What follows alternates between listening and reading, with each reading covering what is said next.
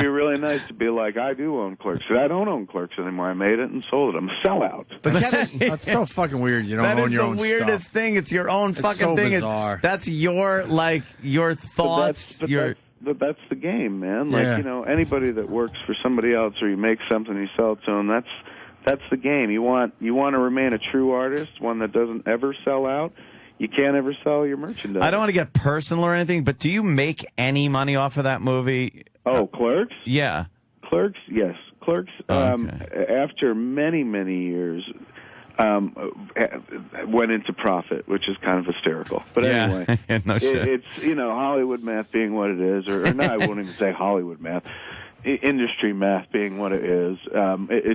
It seemingly took a long time for that movie to enter into the black, but when it did, it entered like a freight train and has continued to earn for me over the years. So I made they paid me $227,000 for that movie up front. That was it. That was like the whole nut. And out of that 227, $100,000 of it was used to get the movie up to 35 millimeter spec. So when you go to the theater and see Clerks, or when you went to the theater back in the day and saw Clerks, you weren't seeing like the $27,575 movie. You were seeing $127,575 movie because they put in the sound mix. They had to blow it up from 16 millimeter to 35 millimeter.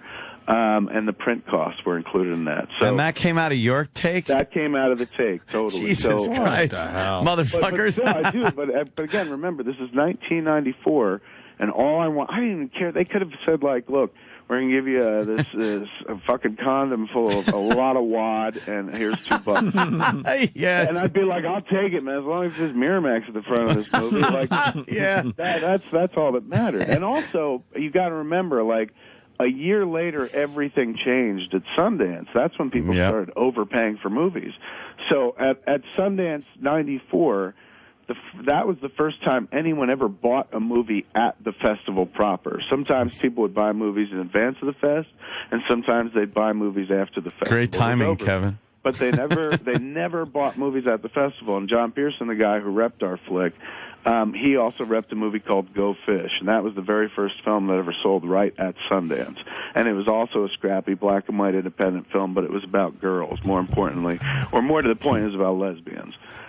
So that movie sold to Goldwyn first, and then like 3 days later, our movie was the second movie to ever sell at Sundance, and it sold to Miramax. Now, both of those movies, I think Go Fish, John probably got maybe $500,000 for, $300,000 to $500,000 for, which was huge for a movie like that. Yeah. Ours, $227,000. I remember being at the restaurant, like we just said our final killer screening at Sundance. We didn't start. Our first two screenings were late in the first week of the festival, and the buzz just started building. At Sundance, it's easy to sell out. Everyone's like, I sold out at Sundance. It's every screening at Sundance sells out because the town is overridden with crowds and whatnot. So our first two screenings have been sold out, but there was no buzz for us going into that festival and no buzz for us at the top of the festival at all. It was when we got to our second two screenings that all of a sudden the press started writing about it and all this shit. So we have our last screening at the Egyptian, and it's a killer screening, and that's where Harvey Weinstein is. And then after the screening, we do a killer Q&A. It's just like, oh, my God, this is it. And for us, it was never going to get better than that. We were never going to sell the movie. Like, everyone had passed on the movie. The festival was the best it was ever going to be. And then somebody yanked on my coat, and they were just like, Harvey Weinstein is sitting across the street with John Pearson, wants to sit down and talk about selling the movie. So we went over there, and Harvey Weinstein's sitting there and talking about, we're going to take this movie, we're going to buy it, we're going to fucking put it on 1,000 fucking screens, we're going to put it in fucking multiplexes, put a fucking music soundtrack on, it's going to fucking blow it out. And me and Moshe were like, fuck, yeah, this dude's a monster.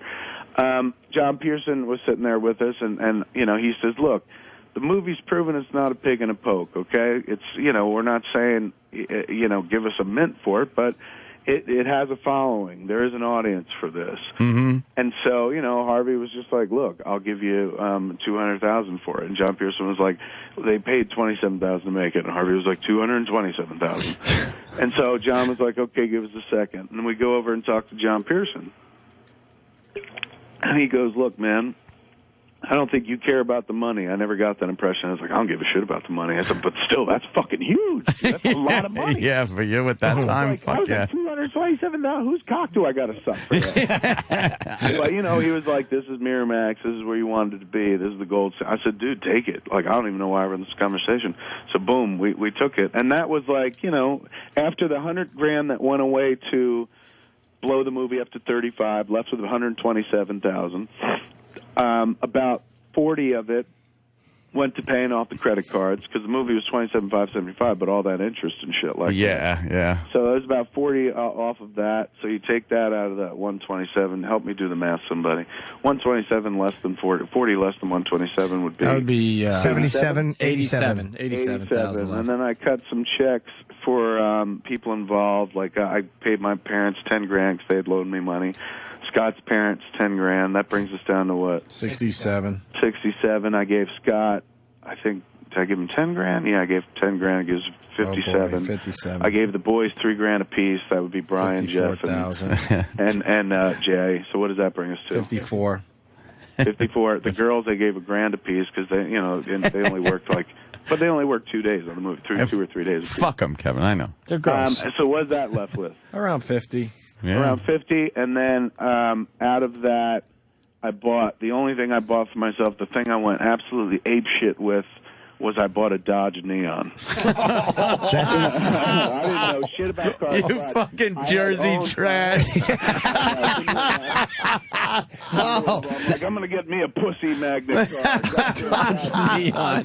So what did you do with the 48,000 you had left? That was the crazy thing. It was a cheap car. I couldn't get my head around putting a lot of money into a new car. Like, I'd only owned used cars my whole life. Yeah. So, like, the idea of getting a new car, when somebody told me how much they were, I was just like, I don't want to pay that. It's a waste of money. So Dodge Neon, I think, was $16,000, and I was just like, I could swing that. That is decadent. That is just, that's me living like Hugh Hefner or Liberace, And I threw caution to the wind, and I bought that Dodge Neon. God and the damn. car was made of rubber, dude. Like, seriously, if you pulled into a spot and touched the parking sign, it dented in. It was just crazy, but that was it. So after it's 16,000 from 50, 30, essentially $34,000 is that was what I walked away from. So Kevin, like, you didn't have to take care of the soundtrack rights. No, that was all the studio. Like when Sony came in with the music deal, they were the ones that were like, "Look, we'll take care of all that." We love the movie.